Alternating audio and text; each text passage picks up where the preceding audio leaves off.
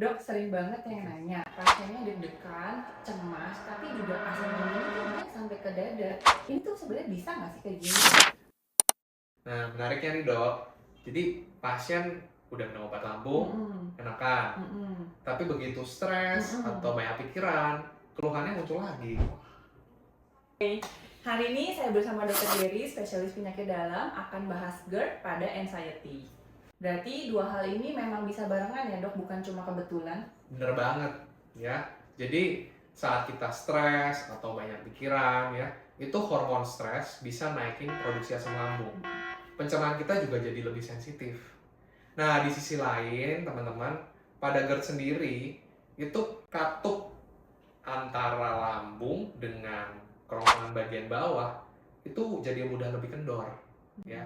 Sehingga asam lambung itu gampang naik ke atas. Nah, kalau teman-teman posisi lagi stres, banyak pikiran, keluhannya jadi bisa lebih berat.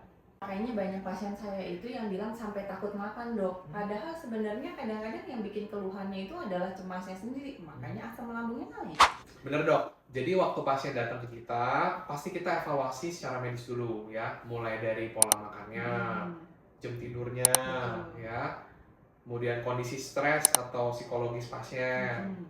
Kopi ya, konsumsi kopi. Nah, ini sering juga jadi aktor utama ya. Atau faktor pemicu lain ya, di samping kita berikan terapi obat. Tujuannya sebenarnya bukan bikin pasien nambah overthinking, tapi supaya terapi dan penyebabnya itu jelas. Ya, pasien-pasien akupuntur yang suka datang ke saya itu, saya bukan cuma melihat sakit lambung, sakit GERD itu sebagai sebuah penyakit tunggal. Biasanya kita cek juga apakah ada bahunya tegang, bagaimana tadi seperti dokter bilang untuk kualitas tidurnya, dan hal-hal apa yang mencetus kapan asam lambungnya naik. Jadi bukan sekedar makanan, tapi pikirannya juga kita benerin. Titik akupunturnya ini akan menstimulasi buat mengontrol jumlah produksi asam lambungnya. Dan selain itu, kita membantu merelaksasi tubuh sehingga beta endorfinnya tinggi, pasiennya bisa jauh lebih rileks. Yang tadinya kondisi fight or flight bisa menjadi rest and digest sehingga pasiennya bisa menjadi rileks dan lebih nyaman.